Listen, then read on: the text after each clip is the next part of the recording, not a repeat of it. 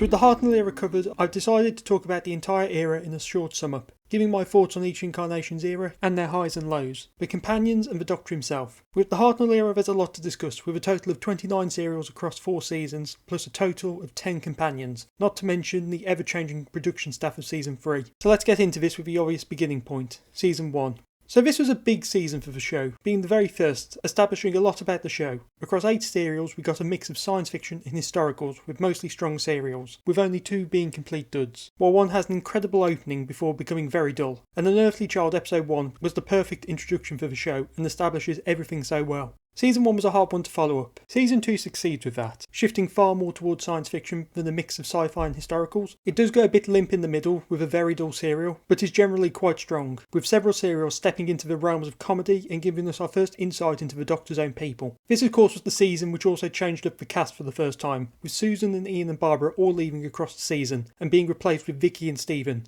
Each departure was very strong and set the scene for the show to continue on despite a change in cast, something which would become more important to the show going forward. Season 3 is a massive one, the longest season of the show, with a near constant changing of the cast. Beyond just the cast changing, the production team changed up, with there being 2 new producers. The tone of the series at the beginning was darker than the previous 2, with several serials featuring high body counts and the longest serial in the entire classic era, with the massive Daleks master plan. But things lightened up with Innes Lloyd taking over the producer role, preparing to reformat the show and to bring in stronger science fiction to the serials. While there are only 2 Hartnell serials in Season 4, one of them is massive. The 10th planet introduced both the Cybermen and gave us the first regeneration. It is unfortunate how short his time in this season was. While there are 10 companions, some of them only stuck around for a short time in this era, with Katarina, Sarah Kingdom, Ben and Polly only featuring in a few serials, compared with the others who stayed for considerably longer. With so many companions we do get a lot of varied types of people, from the young and scared ones to the modern day disbelieving young adult. On the younger side of things we have Susan and Vicky, so despite being in the same quartet for the majority of their time, these 2 are still unique. Susan is a complex case. While interesting at the beginning, lost a lot of her charm as the show went on, before eventually leaving on a high with a very touching companion departure, even if the Doctor stole one of her shoes. Vicky, on the other hand, who is meant to be a bit younger, isn't a screamer, or at least isn't as much of a screamer as her predecessor. She is a lot more intelligent and fits in well with the rest of the quartet, acting as a granddaughter for the Doctor, not having much of a dynamic with Ian and constantly insulting Barbara. Now on to Stephen and Dodo. While not of a similar age, both fall in the middle. Stephen is the older of the 2 and is unique when compared to his predecessor. Being a pilot from the future and for a time being the only companion, gets to actually pilot the TARDIS, something which nobody else does in this era, but does also get to be the action hero during his time in the show. I think the Doctor and Stephen are quite a close pair, given all they went through and even travelling just as a duo for a while, something the Doctor would have only done with Susan before then. This isn't even getting to how Stephen was also the lead of many episodes throughout his tenure. The Massacre, the Celestial Toymaker and the Savages all have him leading the plot for most of their runtime. Dodo did only stay for a short while, but did make an impact. Being older than her predecessors meant that she didn't spend the entire time screaming and was in disbelief of the TARDIS at the beginning, thinking that they were only at a zoo during the opening of the arc. Although she also had no reaction to the TARDIS being bigger on the inside, so that seems a bit opposite to her rationalising things. But beyond that, she is quite a strong character. She is more likely to rush into danger, usually due to a lack of understanding while still having heart. She's maybe what Susan or Vicky could have become when they became older. Now we have Ian and Barbara, the original 2. It's impossible to discuss one without the other as they come as a duo, entering the show at the same time and leaving it together after nearly 2 seasons. These 2 are 2 of the most important companions, being the ones that instigate the change in the Doctor's character, changing him from a self-centred man to someone who fights for good. While most people think of the Doctor being paired up with Ian as a duo, I think his best dynamic is with Barbara. The 2 of them, as I've said many times, just work together so well. Most of the emotional character moments are between these 2, with several strong scenes in Season 1, with their first being in Edge of Destruction, which really shows the Doctor's change in character, with his more caring side being developed. While there isn't much to say about Katarina, and not a lot more about Sarah Kingdom, due to their short time in the TARDIS, they are still interesting. Katarina showed potential which was tragically cut off early, while Sarah was a lot more active and confident than other companions due to her status as an ex-member of the Space Security Service. Ben and Polly are good with them both being very different companions. Given that they only have 3 serials with the first Doctor, there isn't too much to talk about with them, and I think it'll be better to talk about them when we get to the next one of these. But I will say that they both show potential, with Ben being a younger action hero sort, while Polly has a more down-to-earth feel than Dodo. I do want to note at this point that out of all 10 of these companions, the Doctor kidnapped either intentionally or unintentionally 7 of them. Ian, Barbara, Stephen, Katarina, Dodo, Ben and Polly were not asked to join him and either snuck aboard or were kidnapped, with Dodo being a case of the Doctor seemingly forgetting about her, being right next to him. But that's also not considering the idea that he may have forced Susan to leave their homeworld with him. But we have no context for their departure, so that one's up in the air for how involved she was in the decision.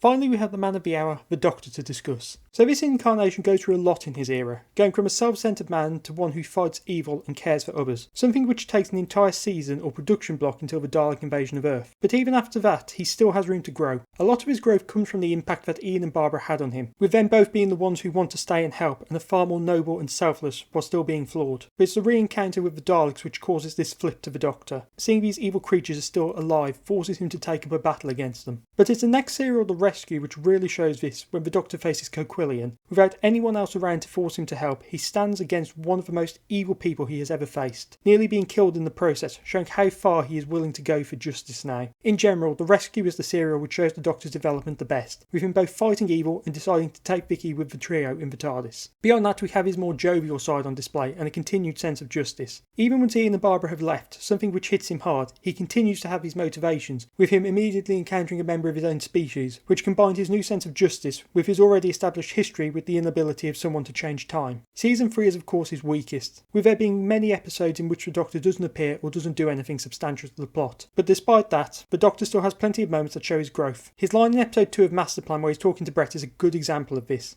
If the Daleks are doing something drastic, then we have to stop the Daleks. Now will you shut up, sir? Standing his ground against the odds they are facing, instead of retreating to Earth immediately. But I think the best moment that shows his growth is in The Savages, when he's protecting an injured savage from one of the guards. They are men, human beings, like you and me. Obviously I've highly praised this moment, but I'll do it again. Comparing this scene of the Doctor protecting this essentially caveman from the guard, to the scene from An Unearthly Child, in which the Doctor is prepared to kill an injured caveman to save his own skin, just perfectly demonstrates his growth, and change in a way that must have been intentional because it feels too coincidental to be an accident. Either way, it's a perfect moment for the Doctor to show his growth across his era. It's unfortunate that this scene is missing. A scene Cartnell's performance would be great.